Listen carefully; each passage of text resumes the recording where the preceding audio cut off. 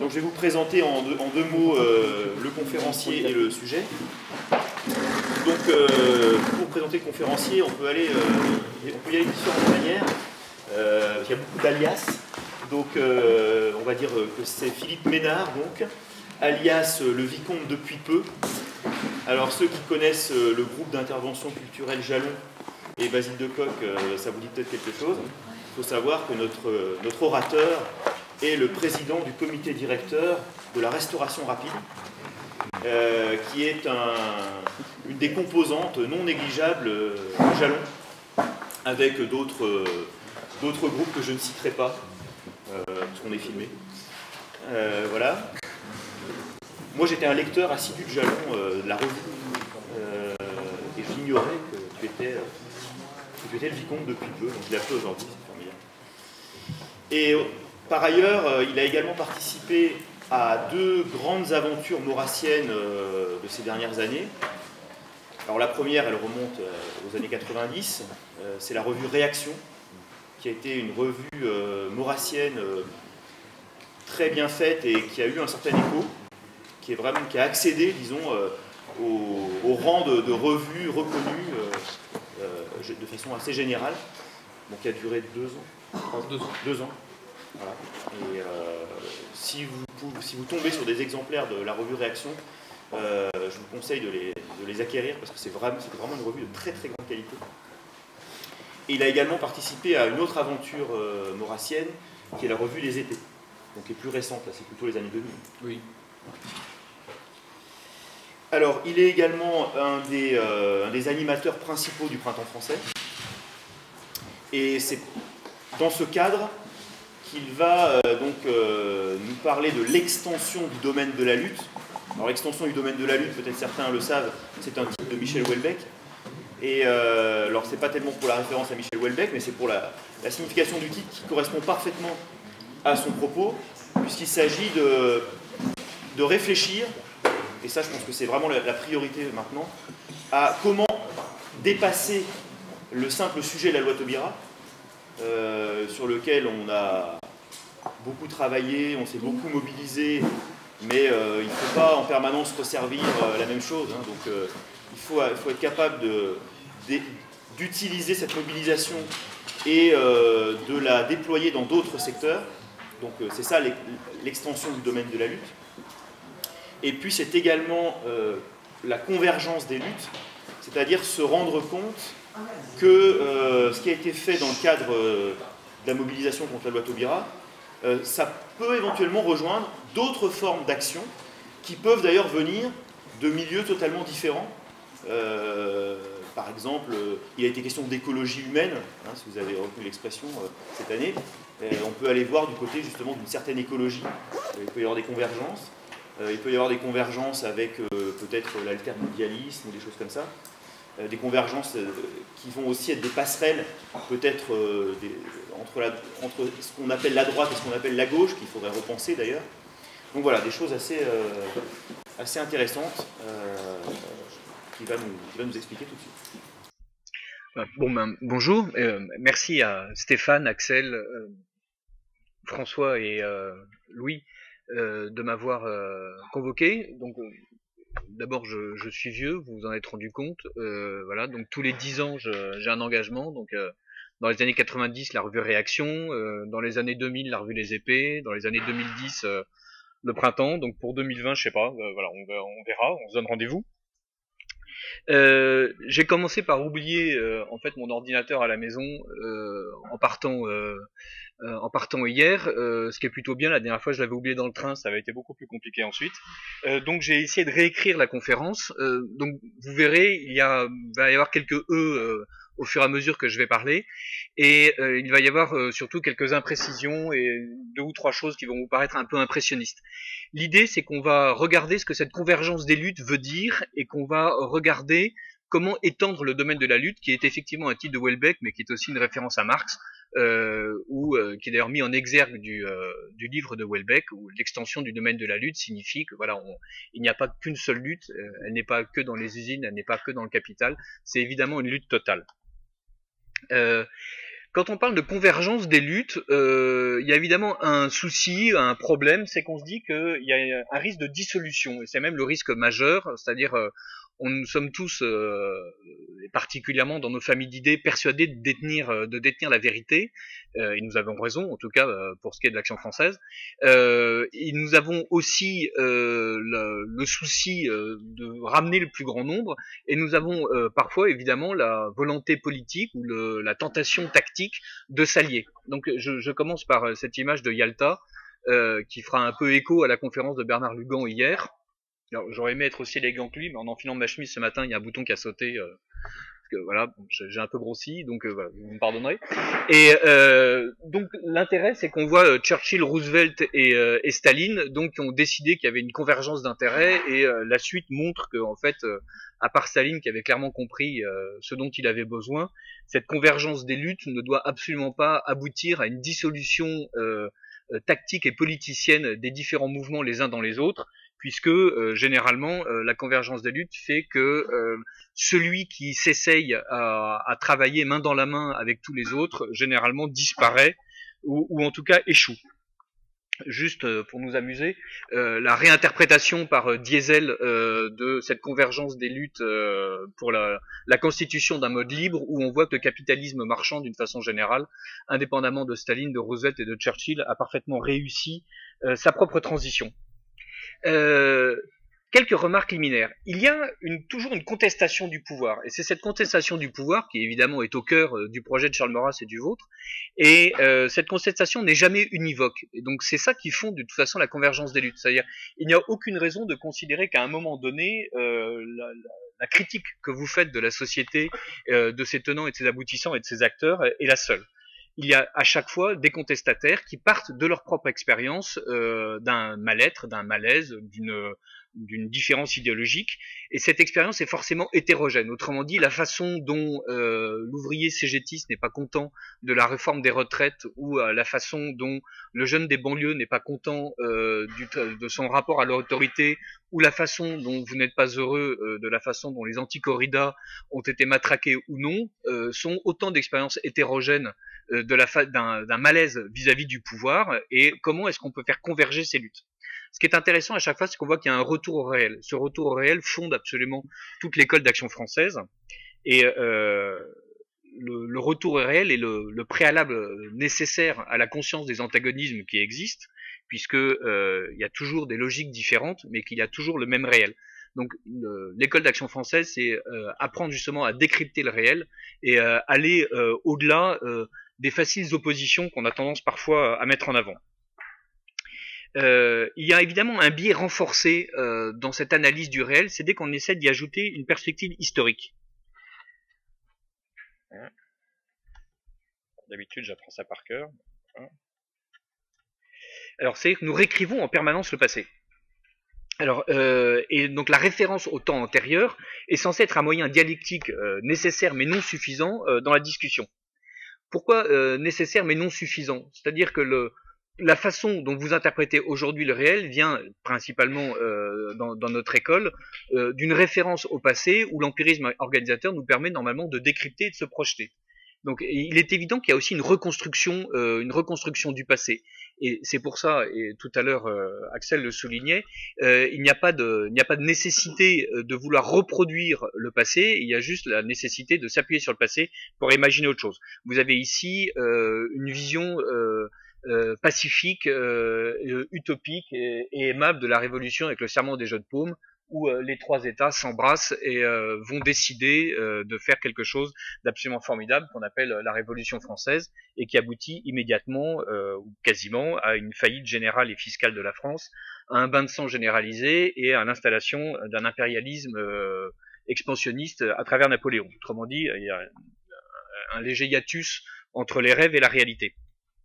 D'ailleurs, voilà, quand il s'agit pour des royalistes, vous me pardonnerez le côté légèrement légitimeux de la chose, quand il s'agit pour des royalistes d'interpréter la même chose, on voit bien qu'il n'y a absolument pas la même perspective historique.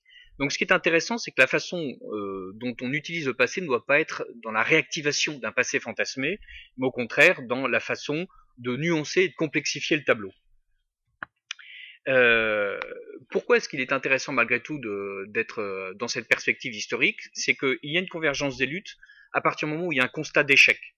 Et donc c'est ce constat d'échec qui est forcément un constat rétroactif qui fonde la volonté de lutter. Il y a généralement un double échec. C'est l'échec du projet de société en place, c'est-à-dire l'échec du pouvoir qui est constaté par ceux qui en sont les sujets, mais il y a aussi l'échec du contre-projet des acteurs opposants.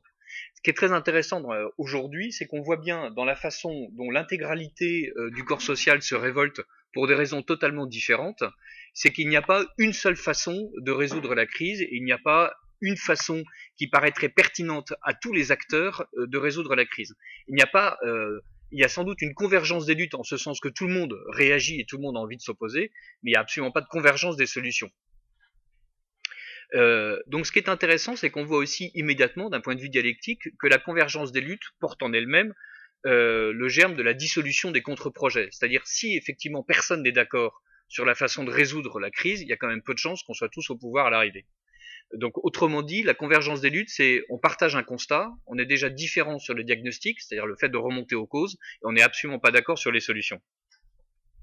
Et l'MPT est un bon exemple de convergence des luttes, puisque donc il y a énormément de gens qui se sont retrouvés dans la rue sur une seule chose, le constat que le projet de mariage pour tous est entraîné une révolution anthropologique majeure et que cette révolution anthropologique formait un danger. Donc on était uniquement dans le constat de l'échec du gouvernement, en tout cas de l'échec, du fait que le gouvernement proposait un projet de société qui ne convenait pas à une majeure partie de la population.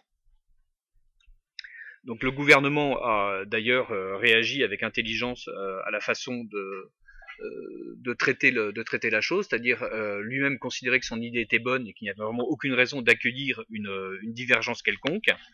Et on a pu voir ensuite que la convergence s'est bien constituée sur le constat d'un mal, le mariage homosexuel et ses conséquences anthropologiques, mais que à partir du moment où il s'agit de déterminer les causes du mal et les méthodes de lutte, ce que le mouvement a constitué, c'était moins une convergence qu'une divergence ou des pseudo-divergences. C'est-à-dire qu'aujourd'hui, à partir de ce problème du mariage gay, qu'est-ce qu'on conteste exactement? Est-ce qu'on conteste l'homosexualité? Est-ce qu'on conteste l'exercice démocratique du pouvoir?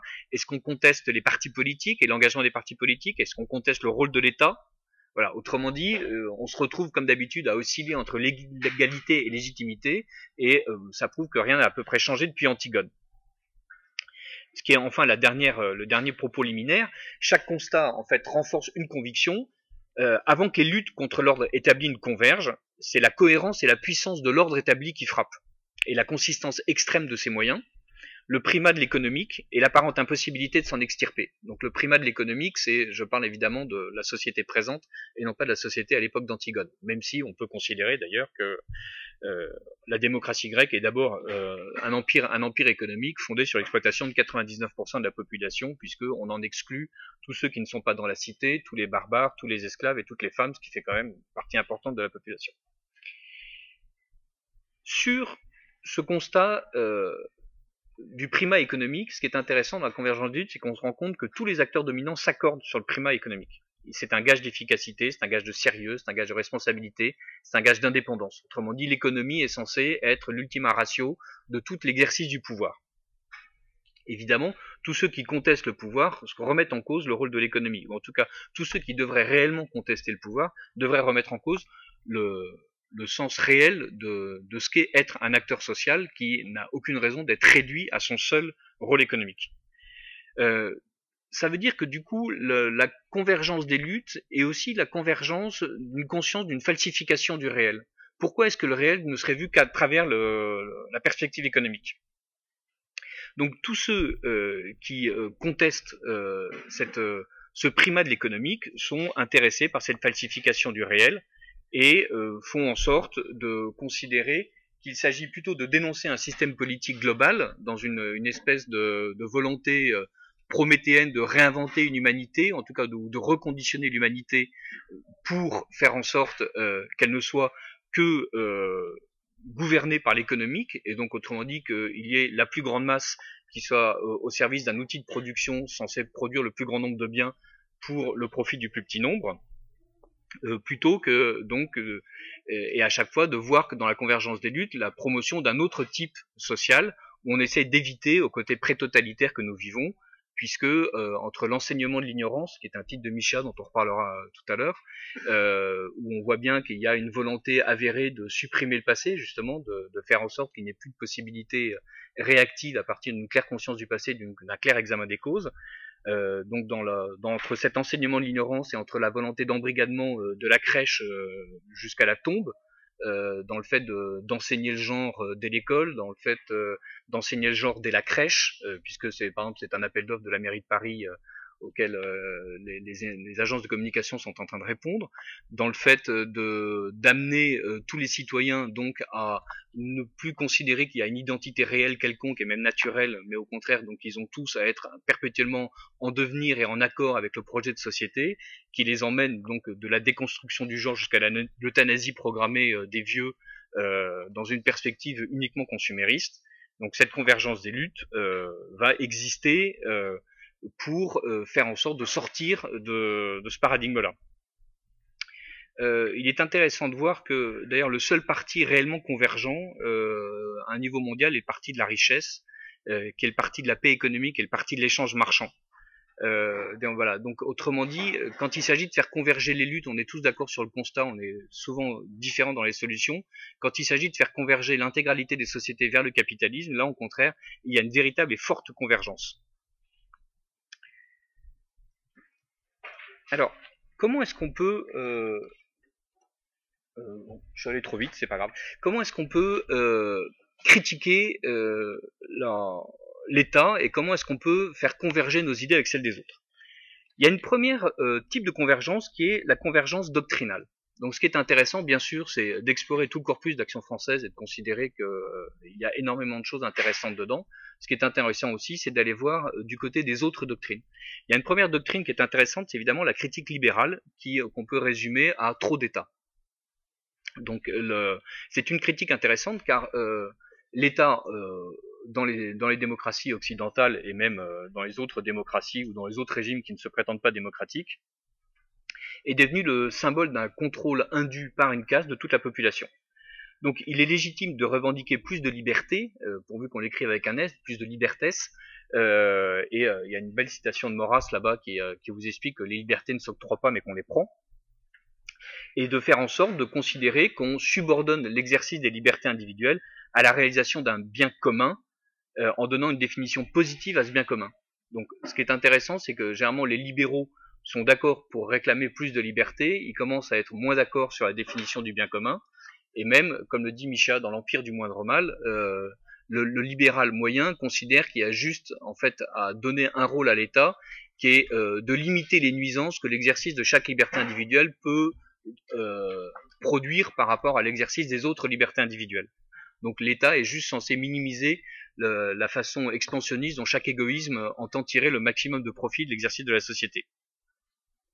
Donc la critique libérale est intéressante dans sa critique de l'État, mais en même temps, il faut bien faire attention au côté extrêmement cohérent de son idéologie qui promeut l'individu et en fait qui finit par établir un état de guerre permanent entre les individus. Ce qui est d'ailleurs la façon dont plusieurs penseurs du libéralisme, dont Adam Smith, définissent la société. On va donc du coup parler un tout petit peu de Micha, donc c'est les livres que vous avez vu passer en un dixième de seconde, avec notamment deux bouquins qui sont vraiment très intéressants, qui est L'Empire du moindre mal, essai sur la civilisation libérale, où il redéfinit le projet politique du libéralisme, donc c'est publié chez Champ-Flammarion, c'est un livre de poche, ça coûte moins de 10 €. Vous pouvez l'avoir d'occasion chez Gibert, enfin, etc. Donc cet essai sur la civilisation libérale donc redéfinit la façon dont l'État n'a absolument pas à promouvoir un mieux-être global et une croissance globale du bonheur commun, mais au contraire juste à limiter l'exercice des nuisances des uns et des autres. Il y a aussi un très bon bouquin de Micha qui s'appelle L'enseignement de l'ignorance et ses conditions modernes, sur la façon dont le système éducatif en terre libérale est censé reconditionner le citoyen et éliminer la référence au passé.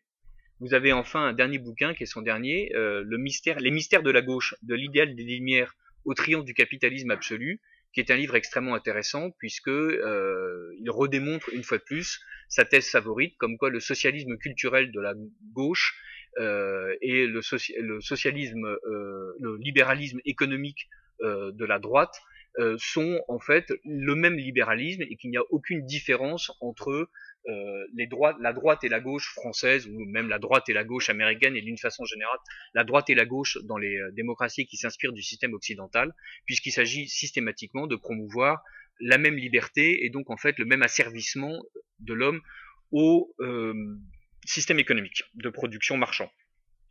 Donc Michéa, un auteur à lire. Vous avez aussi quelque chose d'intéressant qui est la critique socialiste, qu'on pourrait résumer facilement sur le pas assez de partage.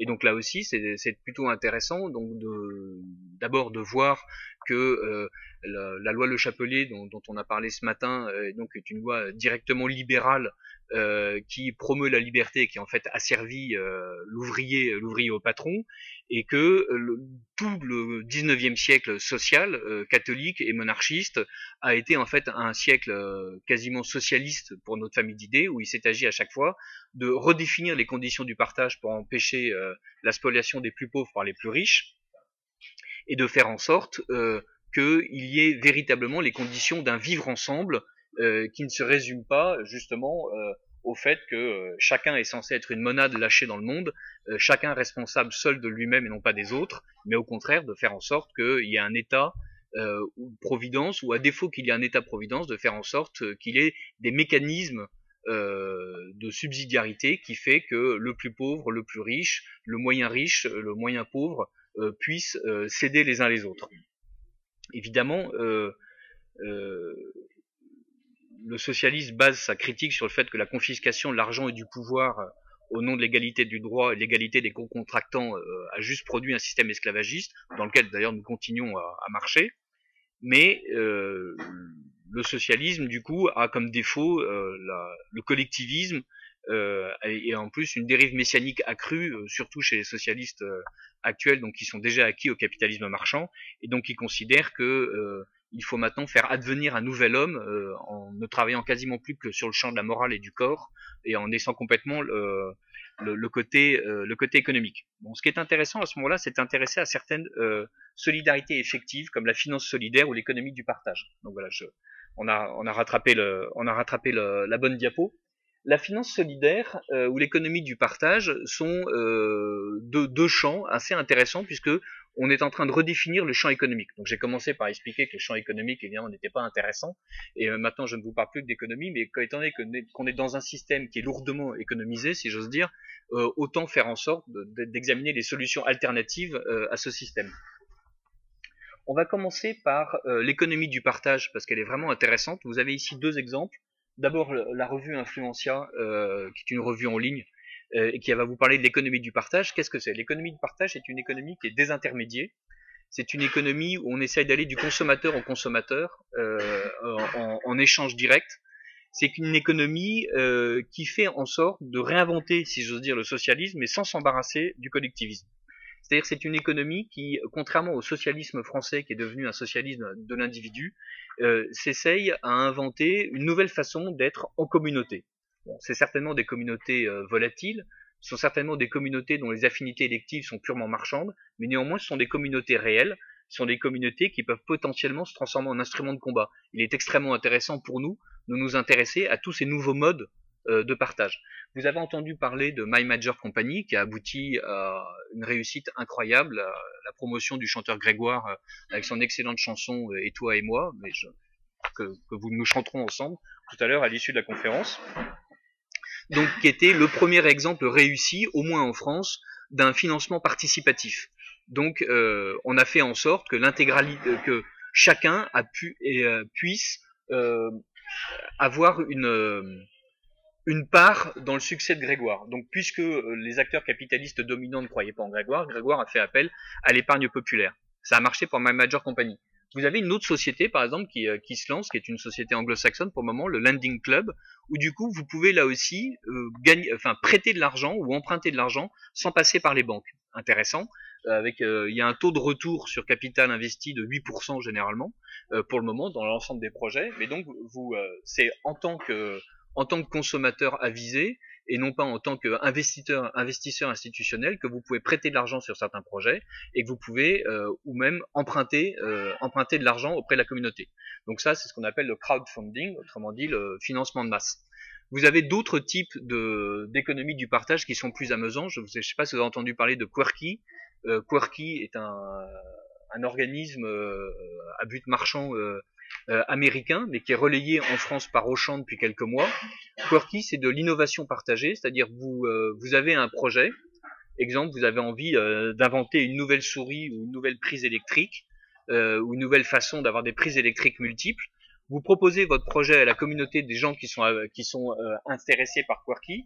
Les gens votent. S'il y a suffisamment de gens qui votent et qui améliorent votre idée, à ce moment-là, Quirky prend en charge le développement industriel de votre projet une fois qu'il est validé par le comité scientifique et qu'il a été validé surtout par l'ensemble des consommateurs, produit l'objet et l'ensemble vous partagez avec Quirky les dividendes de votre projet dans sa réalisation.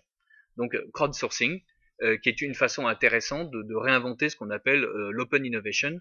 Ceux qui sont vaguement branchés à informatique savent ce que c'est-à-dire le fait d'avoir non pas des documents où vous êtes totalement propriétaire de la façon dont le produit est imaginé, construit, usiné et vendu, mais au contraire quelque chose où on est en système ouvert et où chaque développeur informatique peut participer à l'élaboration du programme.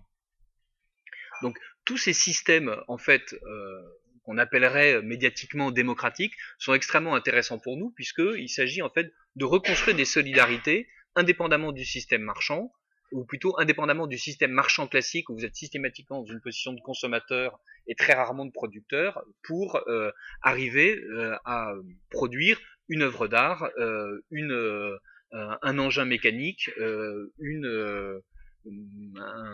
un modèle de tracteur, ce que vous voulez. Ce qu'on est en train de voir avec l'économie du partage, et donc le fait qu'on travaille de consommateur en consommateur, c'est que la possession elle-même est en train de devenir un élément secondaire. Ça c'est particulièrement appréciable dans une perspective éthique. Le fait de ne plus avoir besoin de posséder, c'est-à-dire le fait d'être dans le covoiturage ou le fait de considérer qu'on a juste besoin d'acheter une tondeuse à gazon pour 6 voisins plutôt que chaque voisin ait sa tondeuse à gazon, est une façon, évidemment, non pas de se ruer dans la décroissance économique, qui en soi a éthiquement peu d'intérêt, même si elle est idéologiquement fascinante, mais de se ruer dans quelque chose où on considère que ce qui prend le pas sur le produit, c'est l'usage qu'on en fait. Donc là aussi, toutes ces sociétés un peu alternatives qui sont encore très peu politisées pour le moment, ou toutes ces expériences sociales qui sont très peu politisées pour le moment, sont intéressantes pour nous à explorer. Donc comment est-ce qu'on les explore? On teste et on fait partie de ceux qui sont capables d'en parler. Ce côté un peu alternatif nous renvoie d'ailleurs aux alternatifs, aux altermondialistes, qui sont intéressants puisque pour eux rien n'est irréversible. Quand on reprend les critiques libérales et quand on reprend les critiques socialistes, de toute façon, ils sont totalement acquis au fait qu'il y a un sens de l'histoire et que ce sens de l'histoire est irréversible.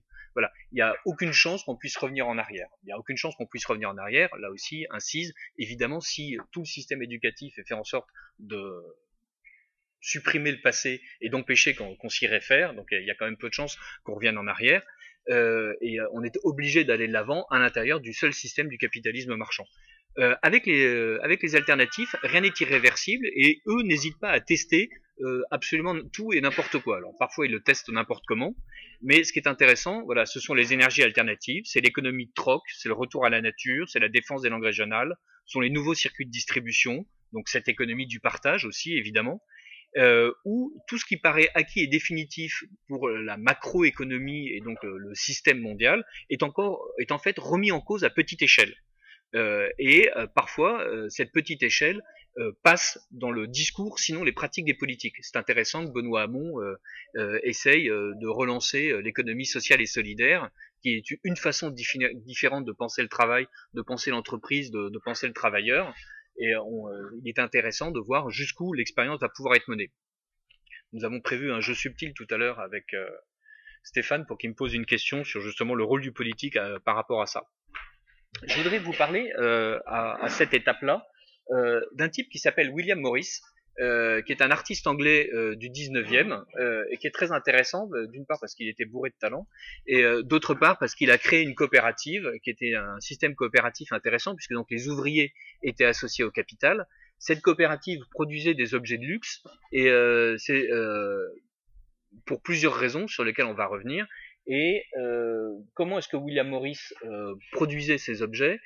D'une part, en faisant le tour de tous les artisans qui n'avaient plus de travail à cause de l'explosion de la révolution industrielle, en faisant aussi le tour de toutes les bibliothèques pour retrouver les vieilles façons de faire, en faisant le tour de l'Europe pour copier les meilleures machines, par exemple en allant au Gobelin, pour copier les bons métiers à tisser, mais en inventant ses propres métiers à tisser, et donc en étant en fait un concepteur global qui a l'idée du produit, qui est propriétaire de la façon dont on usine le produit et qui est propriétaire du circuit de distribution et qui associe systématiquement à chaque fois les différents acteurs de la chaîne de production au profit et au process d'élaboration.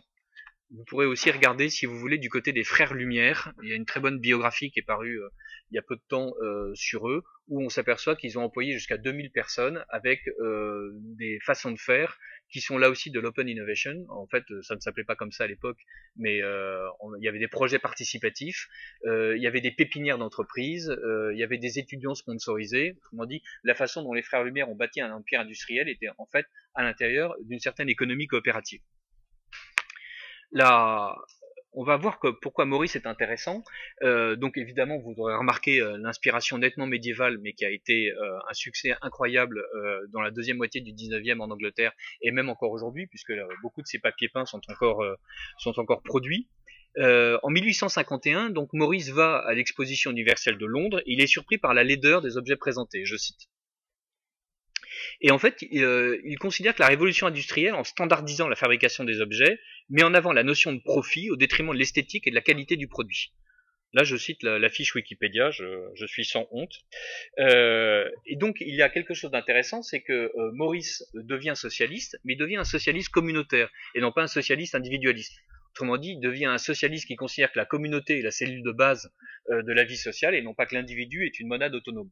Donc c'est très important par rapport au socialisme aujourd'hui, où au contraire, c'est un socialisme individualiste, où on essaie juste de faire vivre les individus ensemble d'une façon contraignante par rapport à ce socialisme communautaire qui a été supprimé en France avec l'échec de la Commune.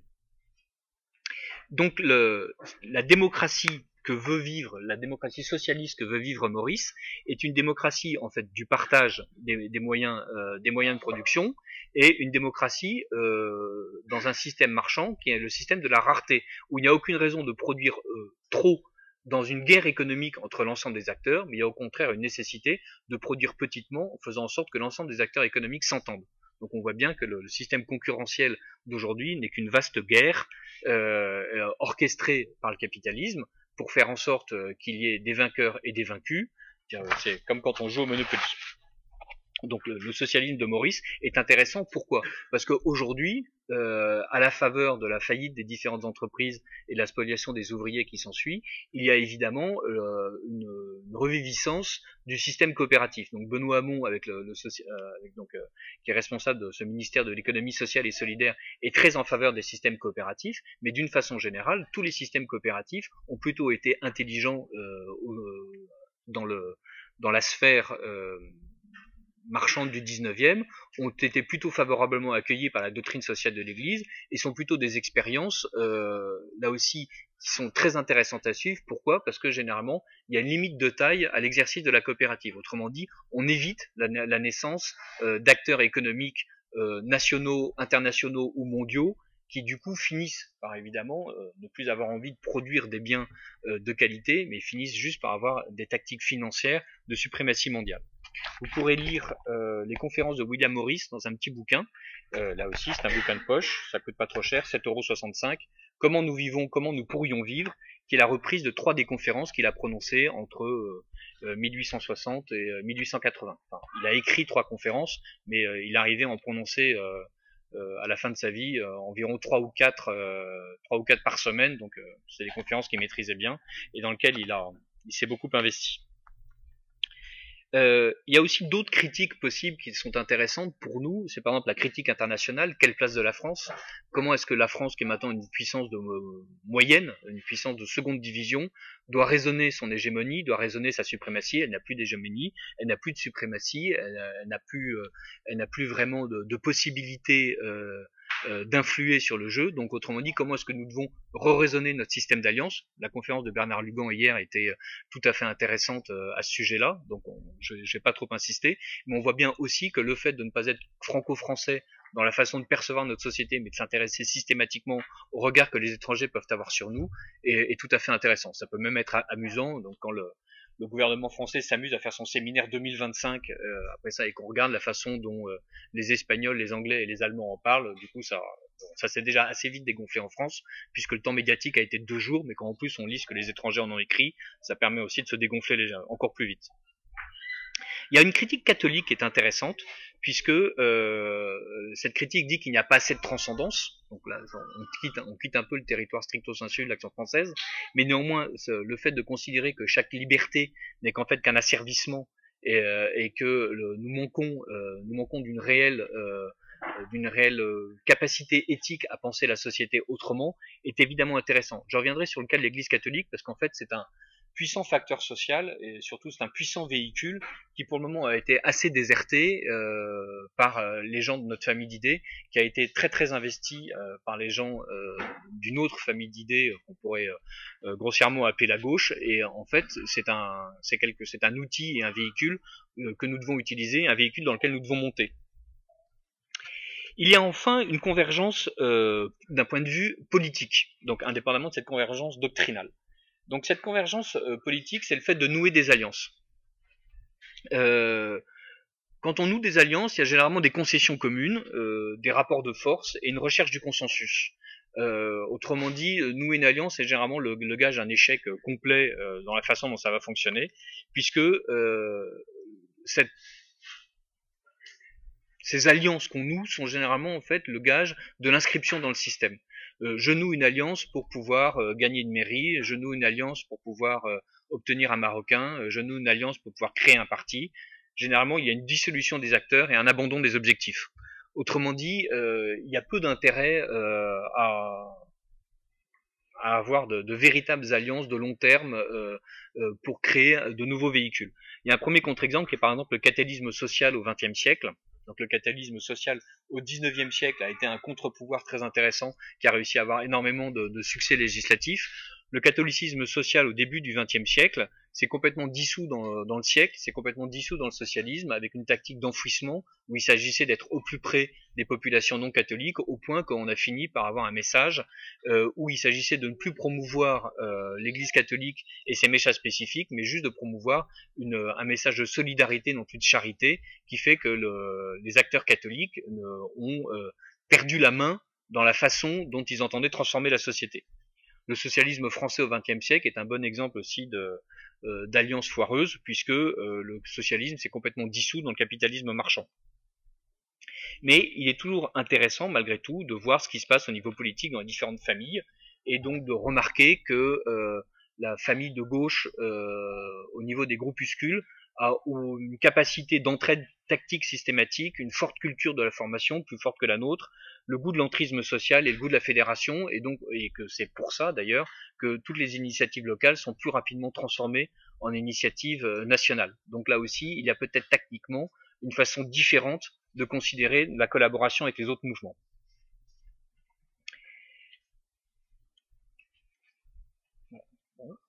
Alors, il y a des exceptions amusantes à ce principe de politique que je viens d'énoncer, qui est de dire que généralement les alliances se dissolvent et aboutissent en fait à ce qu'on perd le sens du combat. Mais par exemple ici, ce sont des souverainistes européens. Vous en avez plusieurs, donc dont on voit bien qu'ils n'ont rigoureusement aucun rapport les uns avec les autres, sinon leur haine de l'Europe. Et donc eux, il y a une chance que leur alliance fonctionne, mais juste parce qu'ils suppriment le problème, ils suppriment la possibilité de la résurgence. Autrement dit, une alliance qui a envie de changer la société a peu de chances d'aboutir, mais en revanche une alliance qui a envie de supprimer les conditions du lien social a toutes les chances d'aboutir. Est-ce que c'est exactement le type d'alliance dont on a envie? Pas vraiment. Et donc autrement dit, là aussi, apporter un projet politique purement négatif a des chances d'aboutir, mais n'a réellement aucun intérêt. On m'a demandé de projeter ce slide sur le poids respectif des différents acteurs, donc je trouve ça amusant. Il y a une autre exception qui peut être amusante de considérer, c'est le lobby gay, puisqu'on parle de la convergence des luttes à propos d'homosexualité.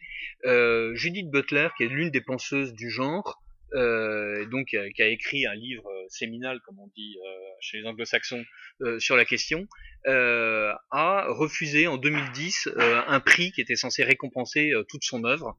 Ce prix, elle l'a refusé car elle critique le nationalisme gay. Alors, c'est amusant effectivement de voir que dans tous les pays européens, la montée d'un péril fantasmé islamique pour les gays, où donc d'une façon générale l'islam étant vécu comme étant un opposant farouche à l'homosexualité. Il est certain qu'être homosexuel est plus sympa à Roubaix qu'à Islamabad, fait que la plupart des mouvements gays se sont rapprochés des extrêmes droites européennes, et donc on fait en sorte d'avoir une espèce de convergence des luttes saugrenues entre la défense de l'homosexualité et la défense d'un entre-soi qu'on pourrait qualifier de blanc et de post-chrétien dans une société profondément séculière. Donc là aussi, on voit bien que cette convergence de lutte est purement défensive, purement négative, et donc l'homonationalisme est en soi moins un projet de société qu'un réflexe de peur, et donc qui a quand même peu de chances d'aboutir. Rassurez-vous, l'homonationalisme a été évidemment vigoureusement dénoncé en France par LGBT, même s'il y a des observances LGBT fortes sur malgré tout cette convergence des luttes-là. Pour ceux que ça intéresse, vous tapez Judith Butler, B-U-T-L-E-R, nationalisme gay, et vous tombez sur un article du Monde qui vous donne tout ce qu'il y a d'intéressant à voir sur la question. Le printemps français dans cette histoire.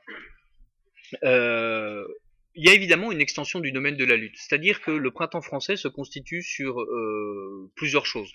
D'une part, évidemment, la différence entre la légalité et la légitimité, et le fait que vis-à-vis d'un pouvoir qui a le monopole de la violence légale, il y a la nécessité d'inventer autre chose, et d'inventer notamment d'autres moyens d'action que les stricts moyens légaux dont on a vu l'incroyable fécondité, puisque l'intégralité des moyens légaux activés par les tenants de la manifestation pour tous ont échoué les uns après les autres. Il n'y a pas eu de débat, à la Chambre des députés, ils n'ont pas pu être reçus au Sénat. Jean-Pierre Michel, le sénateur homosexuel, rapporteur du débat, a expliqué que la vérité était un rapport de force. La pétition déposée au CESE, 770 000 signatures, n'a servi à rien parce qu'en fait elle était irrecevable, parce que tout le monde ignorait avant de la déposer. Autrement dit, l'intégralité des moyens légaux ont échoué. Du coup, le printemps français commence à penser non pas à des moyens illégaux, mais en tout cas à des moyens transgressifs. Cela dit, le printemps français considère aussi que s'arrêter juste à la question de l'homosexualité est peut-être un peu court de vue, et qu'il y a d'autres choses à voir dans le mariage gay, qui n'est pas juste le fait que les gays ont droit ou n'ont pas droit à un mariage républicain ou pas républicain. D'ailleurs, la question mériterait débat, mais c'est un autre débat. Mais que, une fois plus, ce qui est véritablement en jeu dans la loi, c'est la marchandisation du corps humain. Autrement dit, une fois plus, l'un de ces progrès supplémentaire du capitalisme. Quand on parle d'extension du domaine de la lutte, c'est évidemment l'extension du domaine de notre propre lutte contre le capitalisme et le libéralisme, mais c'est aussi l'extension du domaine de la lutte du libéralisme et du capitalisme qui systématiquement grignote le champ de l'expérience humaine pour n'en faire plus qu'un champ d'expérience économique. Donc aujourd'hui, avec la question du mariage gay, se posent évidemment les questions de la PMA, de la GPA, d'une façon plus générale, la question du statut de l'embryon. Vous savez que voilà, le Conseil d'État a autorisé le séquençage des fœtus humains. Donc il y a de plus en plus de signes qui prouvent que le vivant et le vivant humain n'est qu'un objet marchand. Si on se contente de s'arrêter à ce deuxième cercle où on parle du mariage homosexuel pour arriver à la marchandisation du corps humain, sans remonter à la cause principale qui est véritablement la lutte contre le capitalisme et la lutte contre le libéralisme principalement, on s'arrête en chemin. Et donc ça n'a pas d'intérêt. Le printemps français s'essaye à conscientiser les masses, comme diraient les gens de gauche, et donc à faire en sorte d'étendre le domaine de la lutte à cette lutte contre le libéralisme marchand, en essayant d'ailleurs du coup de déplacer le problème de la stricte sphère humaine à la sphère naturelle globale, par exemple, en soutenant la lutte contre Monsanto. Monsanto, donc semencier et chimiste américain, qui à la fois invente le Roundup et les organismes génétiquement modifiés de certaines souches céréalières, qui du coup sont entre guillemets vaccinés contre le Roundup. Et sachant que l'intérêt de la lutte contre Monsanto, c'est non pas tant d'être contre les organismes génétiquement modifiés par principe, mais de voir que les conditions de vente des organismes génétiquement modifiés par Monsanto sont scandaleuses, puisque une fois que vous achetez une semence Monsanto, vous êtes obligé de racheter des semences Monsanto, et vous n'avez pas le droit de développer vos propres semences à partir de vos propres cultures. Donc vous ne pouvez pas. Donc si une fois vous commencez à acheter du maïs Monsanto, vous êtes obligé d'acheter en permanence du maïs Monsanto au nom des brevets déposés par Monsanto et du droit de la propriété intellectuelle de Monsanto, qui fait que le paysan n'est plus propriétaire des semences nées des graines qu'il a plantées dans ses propres champs. Parallèlement à ça, vous avez aussi la façon dont l'ensemble des grainetiers et des semenciers sont en train d'exclure un certain nombre de graines et de semences des listes autorisées au prétexte de la santé publique, mais surtout au prétexte qu'ils ne les produisent pas. Et donc la plupart des légumes oubliés qu'on a vu revivre sont en train de disparaître du champ du légal, et certains producteurs ont eu la surprise cet été de risquer une amende de 450 € parce qu'ils vendaient des tomates produites dans leur jardin qui n'étaient pas les tomates issues des semences reconnues par l'Union européenne. Autrement dit, la façon dont on veut étendre le domaine de la lutte est intéressante, puisqu'il n'y a aucun aspect du réel qui est censé nous échapper. Ce retour au réel qui est véritablement maurassien, et dont parlait Bernard Lugan hier, est quelque chose de nécessaire. Si on se contente d'être dans le domaine des idées, dans la façon dont on lutte, c'est juste les 3/4 de l'expérience que nous vivons chaque jour qui nous échappent. Si je ne fais pas attention à ce qui est dans mon assiette et que je fais uniquement attention à ce que je pense, de toute façon, d'une certaine manière, je suis en train de passer à côté de ce qui fait l'expérience de la plupart de mes contemporains. Donc autrement dit, il est nécessaire d'étendre le domaine de la lutte, juste parce que tout est politique, comme disait Maurras, donc y compris la tomate que je mange, et y compris la façon dont je l'achète, et surtout, c'est par ce biais-là que je suis capable de faire comprendre ce qui est politique à ceux qui ne sont pas forcément conscients. Donc on passe de la défense du mariage à la défense de la nature, et surtout on passe de la lutte contre le libéralisme marchand au sein de cette conception assistée par la science au nom de l'égalité des droits à avoir un enfant, à une contestation de l'ensemble du système. Il y a enfin, d'un point de vue militant, la nécessité d'une convergence des luttes. Pourquoi ? Parce que il est intéressant de s'engager dans la société civile. Tout ce qu'on fait comme convergence intellectuelle, et il n'y a pas que des gens d'Action française dans la salle, est évidemment intéressant. Si cette convergence intellectuelle reste au niveau intellectuel et ne se traduit pas par un engagement réel à l'intérieur des structures qui sont capables de faire changer le monde, il y a quelque part si j'ose dire, comme un défaut d'interprétation. Là, je vous propose 2 ou 3 choses qui me paraissent intéressantes.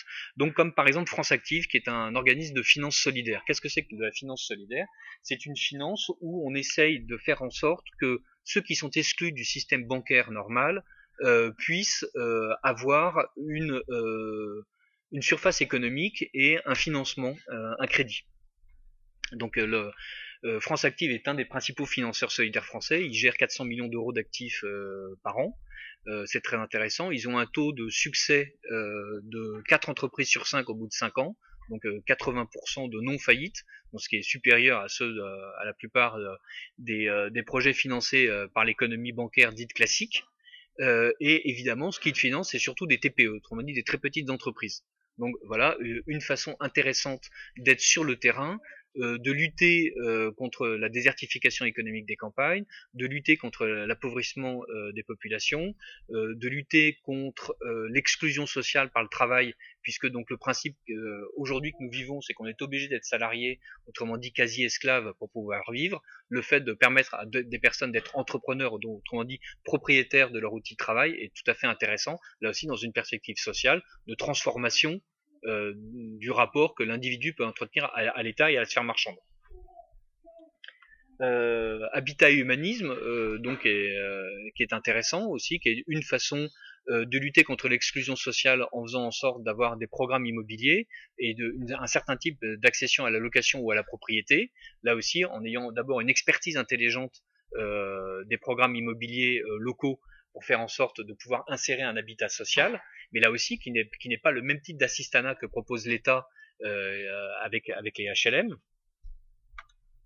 Et puis pourquoi pas les apprentis d'Auteuil qui sont intéressants puisque donc c'est une société, enfin c'est une fondation qui a 5000 salariés et qui traite plusieurs dizaines de milliers de jeunes et en faisant en sorte là aussi de lutter contre l'exclusion sociale avec une façon de plus en plus intéressante d'intervenir puisque contrairement au projet initial comme par hasard fondé par un prêtre catholique en 1860 et quelques, où il s'agissait de faire en sorte de ramasser les gamins qui sont dans la rue, et qui traînent et qui ne font rien, et de leur donner un véritable métier, là aussi autrement dit de leur donner les moyens intellectuels mais réels de s'insérer dans la société. Il y a de plus en plus d'actions chez les apprentis d'Auteuil où il s'agit d'aider les familles en fait à gérer les enfants, non pas d'arracher les enfants aux familles qui auraient démissionné et surtout de ne pas permettre aux familles de démissionner, mais au contraire de faire en sorte d'intégrer les familles dans la gestion de l'exclusion sociale.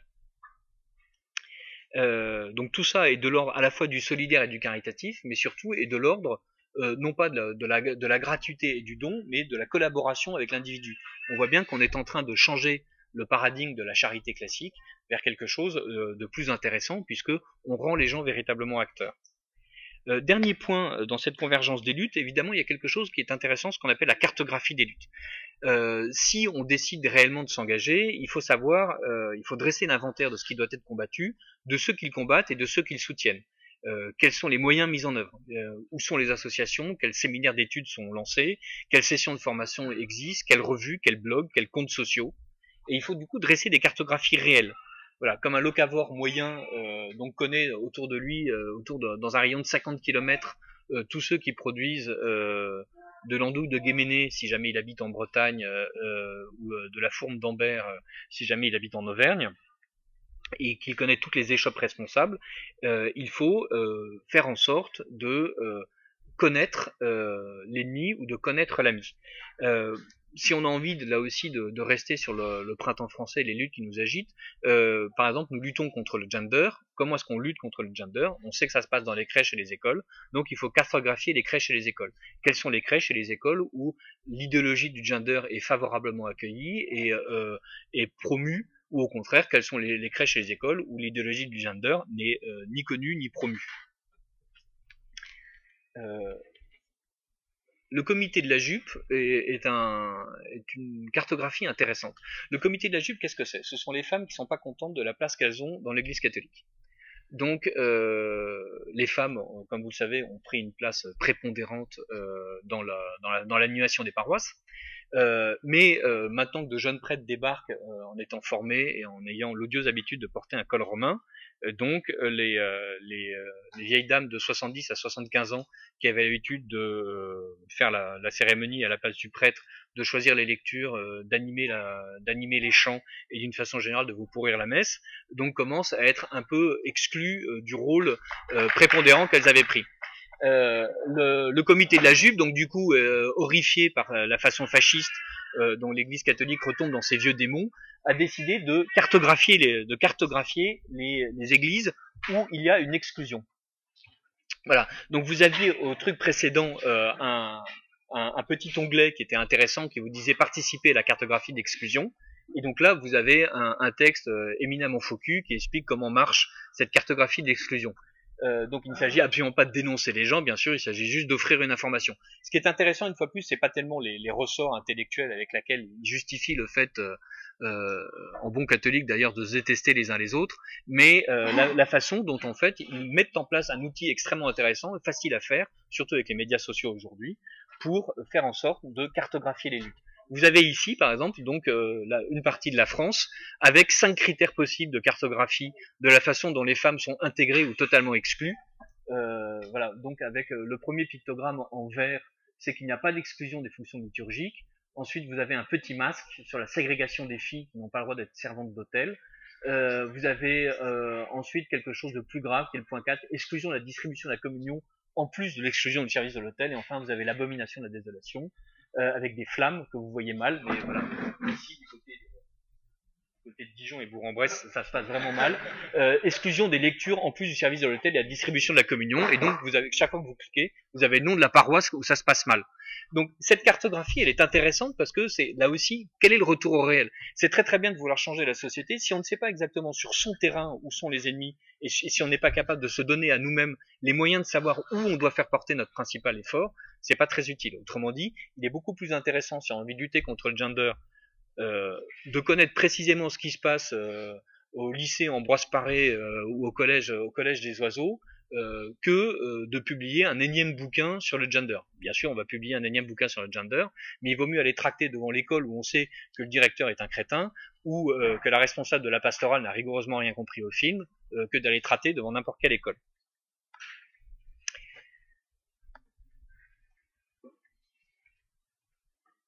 Voilà. Donc, j'en profite donc pour reparler brièvement de l'Église catholique. La reconquête de la sphère catholique est une piste extrêmement intéressante dans l'extension du domaine de la lutte. Les catholiques sont par nature transverses. 50% des Français se déclarent encore catholiques. Bon, il n'y en a que 6% de ceux qui se déclarent catholiques qui vont à la messe. Et sur les 50% de ceux qui se déclarent catholiques, il y en a 50% qui considèrent que Dieu n'existe pas. C'est qu'on peut considérer que cette inscription dans le catholicisme est quelque chose d'un peu bizarre et devenu plus culturel que réellement pensé. Mais néanmoins, voilà, l'Église catholique est présente dans l'intégralité de la société. L'Église catholique est présente dans l'intégralité des sphères de décision, à travers ses fidèles ou elle-même. Et l'Église catholique a montré qu'elle était extrêmement perméable à des idéologies généreuses comme les idéologies de gauche. Elle peut être extrêmement perméable à des jeunes résolument engagés, capables d'être solidaires, mais capables d'être solidaires au nom d'autres principes que ceux du socialisme français. Voilà, il est 12h01, donc ça tombe bien, on va conclure.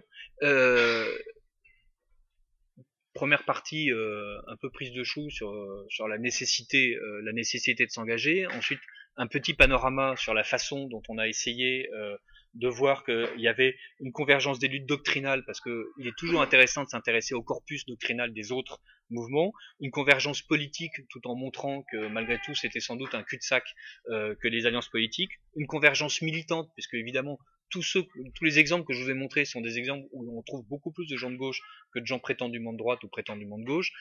Donc autrement dit, c'est ici intéressant de voir que sur le terrain, dans le réel, il y a des structures possibles où on peut être militant tout en gagnant sa vie. D'ailleurs, hein, les orphelins d'Auteuil, enfin, les apprentis d'Auteuil payent les gens, France Active paye les gens, France Active recrute des bac plus 5 et des bac plus 6, donc il n'y a pas de souci. On ne devient pas... on n'appartient pas au lumpen prolétariat en se lançant dans ce type d'association ou d'entreprise. Et donc en conclusion, on voit bien que la convergence des luttes pose surtout la question ultime du bien commun et donc du rôle de l'État. Si l'État a un sens, c'est qu'il assume d'être au service du bien commun, et un bien commun facilement compréhensible et qui n'implique pas une transformation radicale des individus. Donc la question de la convergence des luttes pose évidemment la question de la légitimité de l'État, qui est une question à la fois seconde par rapport à la première, mais évidemment extrêmement importante par rapport à aujourd'hui, et celle de la désobéissance civile quand l'État n'assure plus ce rôle de garant du bien commun, et quand l'État redéfinit de manière révolutionnaire ce bien commun, en passant par des ruptures anthropologiques majeures, l'invention d'un homme nouveau, où la société n'a plus qu'un rôle d'éducateur coercitif.